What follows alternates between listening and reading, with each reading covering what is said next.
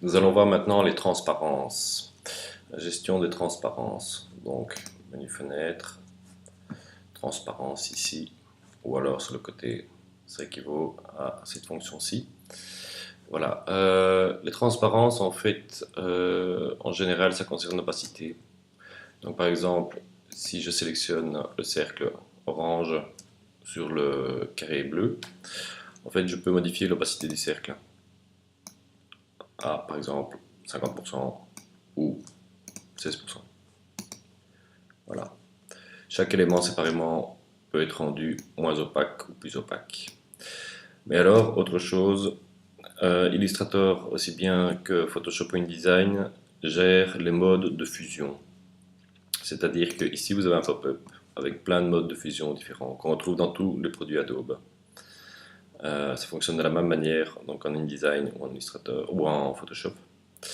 Voilà, donc par exemple ici, si je clique sur mon cercle, je le sélectionne, je suis en mode normal.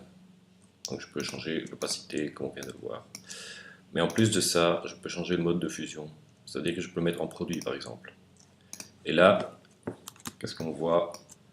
C'est qu'il applique le mode produit. Donc il fait un mélange de couleurs en tenant compte de l'orange et du bleu. Nous avons d'autres modes de fusion aussi, comme par exemple la superposition. Il superpose les deux couleurs avec le résultat. L'incrustation. Voilà. Ça permet d'avoir différents effets de couleurs les unes sur les autres.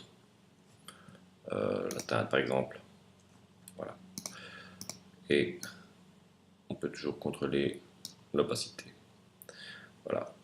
Des fois un peu chipoté, on arrive à des résultats très différents en fonction qu'on sélectionne un ou deux éléments, ou trois éléments. Mais toujours tenir compte qu'on peut facilement arriver à des résultats assez créatifs avec les modes de fusion. Une fois que vous les maîtrisez en Illustrator, généralement, c'est pas un souci non plus pour Photoshop ou InDesign. Voilà, les plus utilisés sont le mode produit, superposition, incrustation. Voilà, c'est généralement les 4 ou 5 éléments les plus utilisés au niveau des modes de fusion.